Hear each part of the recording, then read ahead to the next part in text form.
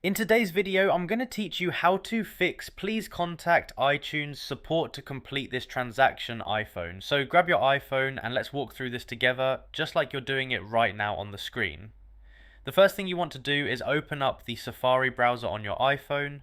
Just tap on that blue compass icon.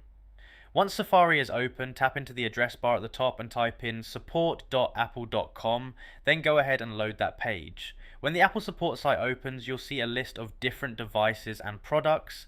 Go ahead and choose iPhone from the list since that's what we're working with.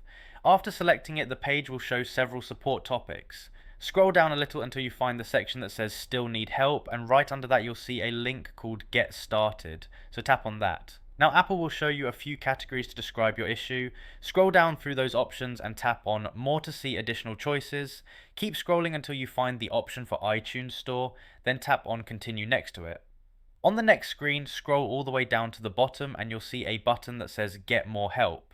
Tap on that and from here you'll be able to start a live chat with Apple support.